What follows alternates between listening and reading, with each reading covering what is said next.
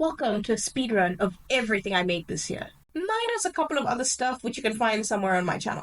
But first, let me get out of my oh so comfy onesie and bandana set that I made. Ah, that's much better. These comfy short overalls, upcycled from a curtain, are just the vibe I was looking for. Let me fix up my little patchwork pillow real quick, and you can see how I made that in this video linked in the eye. Still rocking that bandana, but as a headband this time. While I didn't make this particular bucket hat this year, I am always making patchwork reversible bucket hats, and this one just so happens to match my dungarees perfectly, which I think is pretty cool. For something a little more trendy though, I could always wear it with one strap down, just to expose the t-shirt that I'm wearing underneath. And bam, to nobody's surprise, I made this too, since that's like the entire point of this video. So let's take a close look at that t-shirt, shall we?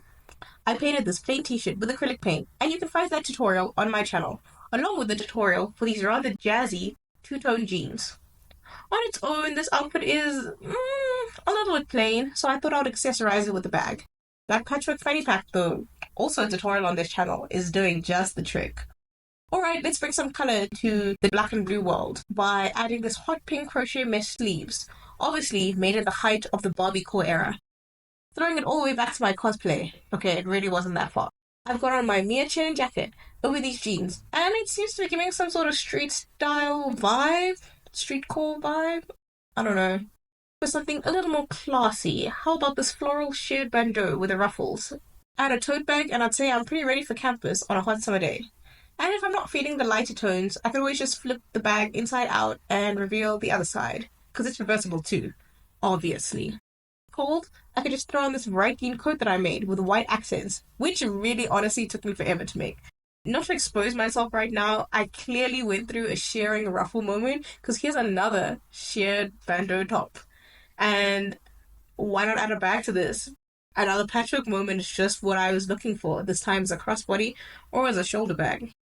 And just for the sake of high fashion, why don't I just add a colourful skinny scarf around my neck? Because honestly, in what weather would I be wearing this? There's just no way. Fun fact, you can actually wear this top as a skirt too. I say as if I didn't originally intend for it to be a skirt in the first place. And I've paired it with my painted black t-shirt in two ways. Cropped to show off the cool sharing, but also full length to give a big shirt, little pants sort of vibe. Which, if I'm being honest, is probably my entire aesthetic. As nice as this does look, it is a little bit simple. So, time to throw in another bag.